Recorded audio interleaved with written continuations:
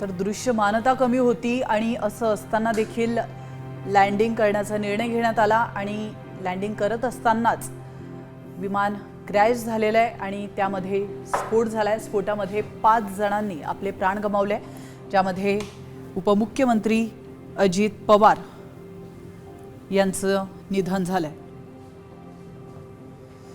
तर थोडक्यात आपण पाहूयात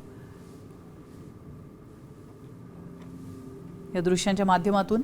यामध्ये अजित पवार राज्याचे उपमुख्यमंत्री, त्याचप्रमाणे Mumbai PSO HC Vidip Jadhav, pilot captain Sumit Kapoor, captain Shambhavi Pathak आणि फ्लाइट अटेंडंट पिंकी माळी यांचा दुर्दैवी मृत्यू झालेला आहे।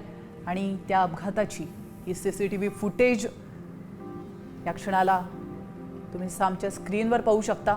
अतिशय दुर्दैवी अशी घटना महाराष्ट्राच्या राजकारणात आणि संपूर्ण महाराष्ट्रामध्ये खळबळ माजवणारी ही घटना आज घडलेली आहे। एरवी सकाळी 6 वाजता प्रशासकीय कार्यालयामध्ये जाऊन प्रशासकांना आणि प्रशासकीय अधिकाऱ्यांना जाब विचारणारे अजित दादा आज बारामतीमध्ये सभेसाठी येत होते। बारामतीपर्यंतचा त्यांचा प्रवास अतिशय सुखकर झाला, मात्र त्यांच्या या प्रवासाचा शेवट असा विदारक होईल याची कल्पनाही कोणी केलेली नव्हती।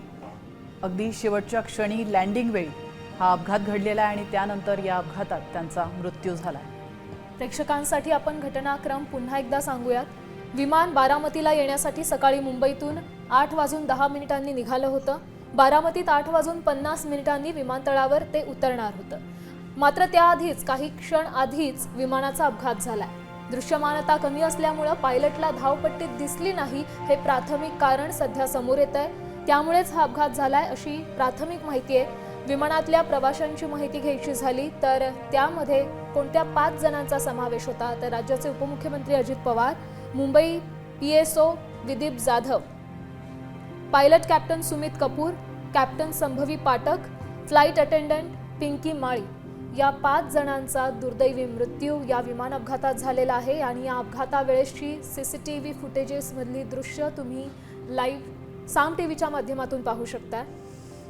श्यामल, अतिशय धक्कादायक ही CCTV फुटेज आहे आणि